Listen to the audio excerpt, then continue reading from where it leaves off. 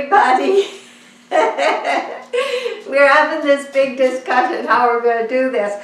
But there's diamonds glowing on my plant. And some call it honeydew, and some call it sap. And there's many names for it, and I'm going to talk about that after a while. But Jack thinks this stuff that's oozing off of here and like shining in the sun, he thinks it's eatable. Do you think it's eatable? And I'm going to tell you some more about that. And I'm not kidding, because here he comes. You got it. Now, she was supposed to do her film, whatever it is she does. And then I was going to come in and just do another little short film where I just take and eat this stuff. Because he was eating it yesterday. Yeah, this he stuff was is so taking good. it off. There's some Oh, there. here's a lot here. Okay, so this stuff is so good. See? He was taking it off, Yeah. and he didn't know if it was harmful or if it wasn't. Do you think Jack should be eating It this? is so good, really. I recommend it. It's I very should recommend sweet. it because some of these plants are quite toxic apparently. Yeah. But boy, if this is toxic, I like it.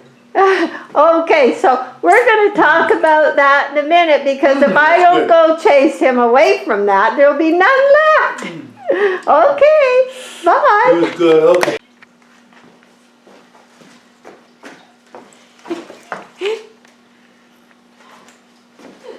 Okay, I had to chase him away, and I'm back.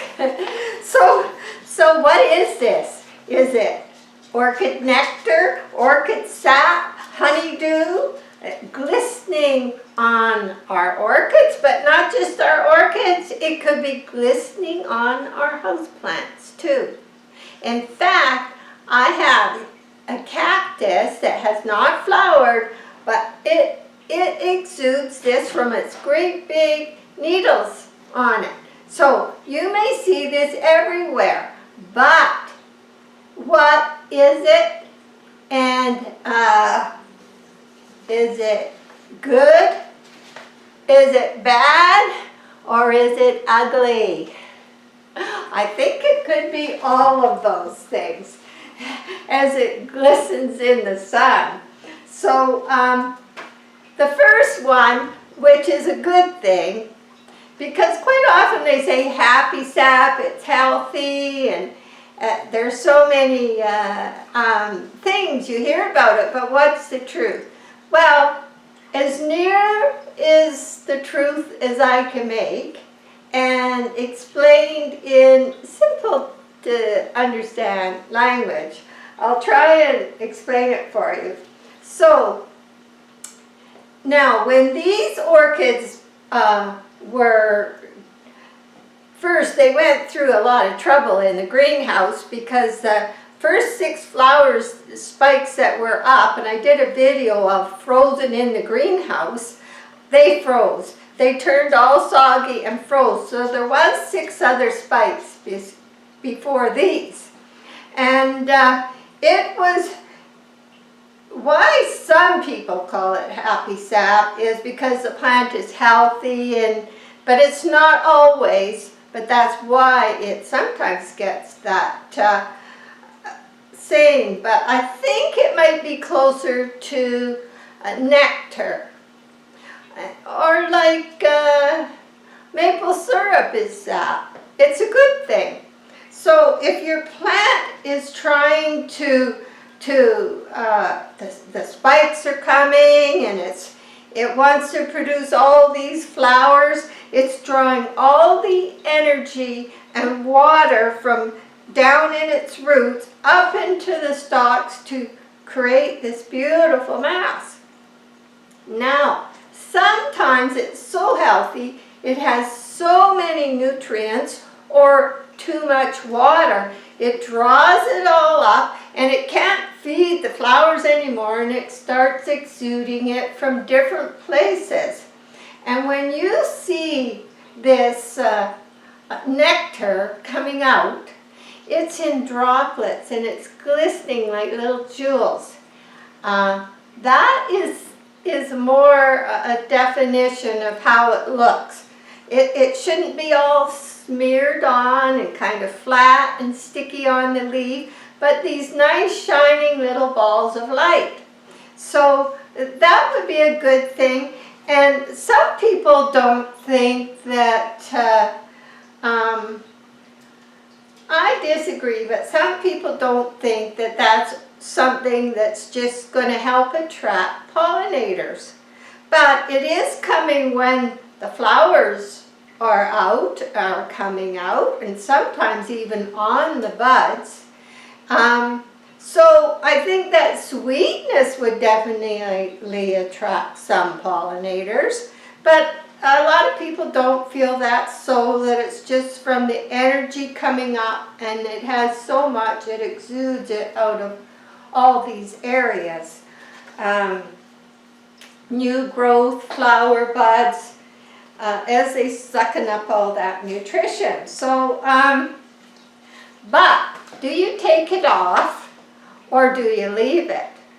Well, depending on how much there is, don't let your husband eat it, but it gets dropped on the leaves could get sticky, the plants get sticky, and after mine have flowered, I will cut the stakes with the buds about, an inch or two above the medium, and I'll cut them off. And then I will get rid of any that might be on the leaves of the Cymbidium with a sprinkling of water. So if I take it outside, which is where it spends most of its time, then all that can be washed off with water. And I can double check the leaves, and then I'm sure. Now, you should also be checking for another reason of what people call honeydew. And this honeydew is not from the energy of the plant coming out. This is from bugs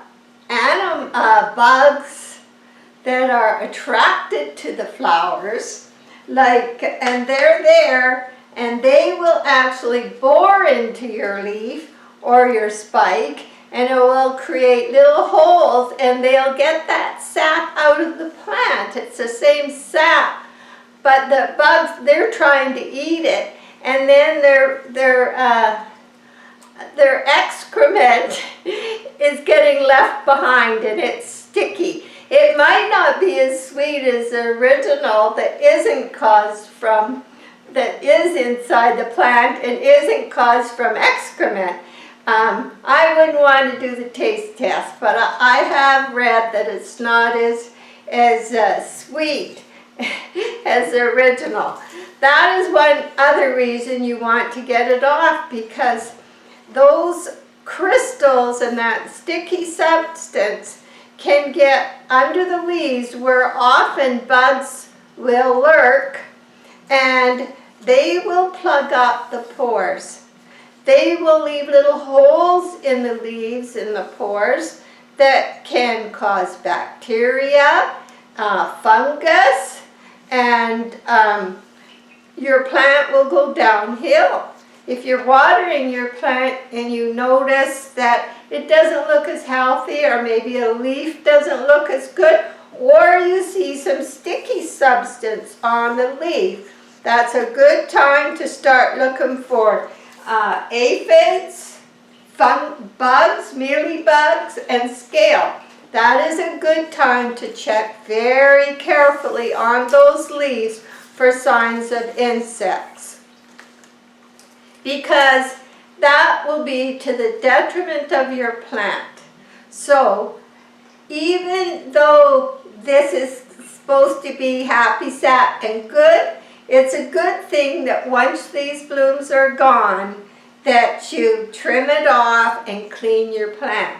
Now, if you have sticky substance, that can happen naturally just from a plant sucking up so much nutrients, even a Phalaenopsis has sucked up so much nutrients, and maybe it's had lots of water, that it actually can form little blisters on the surface of the skin. If you on the skin of the leaf, you'll see this blister-like thing, and you can't figure out why. It could be a sign of too much watering being done or too much nutrients being fed. So, and it just trying to get rid of it through its pores.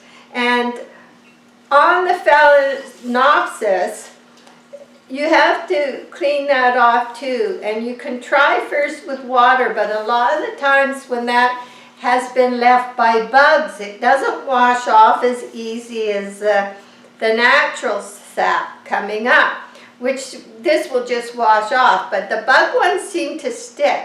And you have to be very gentle with the under part of your leaf, because that's where your orchid is exchanging gases and breathing. And so you don't want to plug up that and slow down this process with your orchids.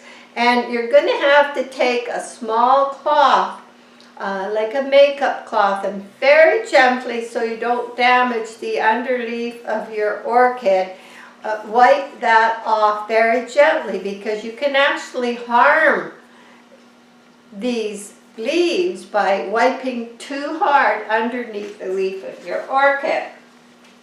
So, what else did I want to remember? My Cymbidium here, I got at a garage sale many years ago, and it had no name. The lady said she had divided something on the coast and picked it up, and I just brought it home, and for years it never did anything. Now, I have found over the years, because these have been flowering quite often, even surviving the freezing weather in the greenhouse. You can have these quite nicely in a house. They're a really good plant for beginner people just starting out with orchids, because flowers last a long time, and they even last longer when they're not in the direct heat. And when they're growing, every spring, as soon as the danger of frost is past, I put mine outside on the east side of the house where my watering is. And even on the east side, you don't want them in direct sun, but somewhere where there's a lot of reflected light and light coming, but not direct sun, because the leaves can burn very easy. And mine stay out there till fall, because it's kind of their dormant season from, I think, from about March to October or something like that. It's sort of their time when they don't need a lot of fertilizer. I use whatever I'm using on my orchids at the time, and I give it to them. But lots of times I don't, maybe do it once a month. They might get whatever fertilizer I decide to give them. And I always fertilize 1/4 strength of what they say to do. So I don't over fertilize, because they don't need a lot. And mostly, as far as the medium, fine bark is really nice. If what you've got is fine bark, you can use straight bark. If you've got real coarse, big bark, then I suggest to put just a little bit of maybe cactus soil or something like that in there. Not a lot, but some, and to help all those new roots grow. When I first started mine, that's what I did, but then I graduated to just the bark. And they're quite happy with the smaller bark, and they like a nice deep pot, because their roots are quite, they take up space and they like to go down. So make sure you're not using a shallow pot, but you got a nice deep pot like this one here. I have no holes in the outside of this pot. It just drains. They can take a little bit more moisture than your orchids. And they're quite happy if you have a big enough spot in your house, because you can see how big this is. They're quite happy to be in the house and then live out on your patio for most of the time that you can live out in your patio. And then they like, before they flower at this time of year, or a little bit earlier, and this is the first day of spring, they like to have that cold temperature drop. The Phalaenopsis also like that cold temperature drop to help them to flower when their time is here. So I always have put mine in the greenhouse.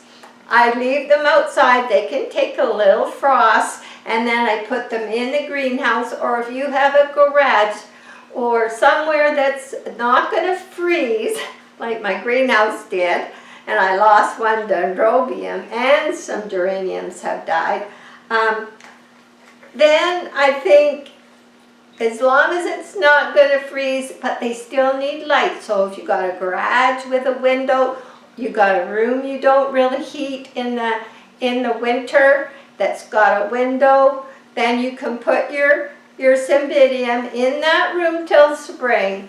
And that's when I would normally bring mine in from the greenhouse and enjoy it in the house, even if it's big, just to look at it. And this Cymbidium, it does have a beautiful smell. So that's what I'm going to do. And I'll return with this Cymbidium again when the flowers are gone, because I am going to divide it into 3 sections and keep one for myself. And I had mentioned this on a video, and somebody emailed me and said, could I have one? Well, she was the first person to answer, and I'll be saying who it was when I divide it, and I will send her a third. Keep a third for me and a third for Rosemary and Kamloops, our daughter. So that's what's going to happen with that. So, you know, don't be afraid because they're big you don't want one, because you can keep splitting them and keep them smaller, and you can keep them in the house, and they are easy. I think they're easier than the Phalaenopsis. They're good for a beginner. I found the dendrobiums also easier. So there's a few more to come out. Now, should you be eating them? Now, I just want to check with this, because somewhere here, eatable. Okay, these are quite often from, let me see, they're common in Asia and some places in Australia, in the tropical zones. And eatable, some people, this plant can be very toxic too. Some people that can get rashes from touching this, they say wear gloves. I've never worn gloves, and I tend to be allergic to lots of things, and I've never had any trouble with it. But some people do get allergic to the little sticky things. So, or even if you break a leaf and you get it on you, some people have, it's not real common, but some people do get allergies to the toxins in the plant. And I wrote down Toxicity. Here we go. The Toronto Botanical Gardens describe the Cymbidium orchid as a poisonous plant because it contains quinone, Q-U-I-N-O-N-E. Some people react to quinone when there's contact with the skin and develop rashes, and for this reason it's best to wear gloves when working on these plants. Children and pets should not be allowed in contact with the Cymbidium orchid. Now, other places say there's no known carcinogen, but I did find that one. It's a reputable source, the Toronto Botanical Gardens. So if you are sensitive, you could have a problem with them. But like I say, all I know is I have sensitivities and allergies and I'm fine. And Jack's been eating it since yesterday. Some places use it for medicinal purposes. They make flour from the roots. I think it was Japan or somewhere, they breathe the scent, which I breathed this morning, and then some lady had 13 babies, so I'm in trouble. I'm just kidding, but it did say that in here. I'm not too sure. Oh, here it was. A Japanese legend describes the fragrance as enhancing fertility, and the Japanese emperor's wife, the woman inhaled the fragrance of the Cymbidium and went on to bear 13 children. Oh boy, I'm glad I don't have to worry about that. One little puppy's enough, and she's right here, aren't you? Okay, she thinks it's exciting. So thanks for joining me, and we will be repotting this when the time is right. Meanwhile, we're just going to keep enjoying this, and I don't want him eating more of this sap. Is it happy sap? Well, depends. Always check where the sap is coming from so you know. Now there's no bugs on this, and if there was, I think they would have froze in the greenhouse. So I know mine's happy sap, and it's hanging in nice shiny little globules. Bye for now.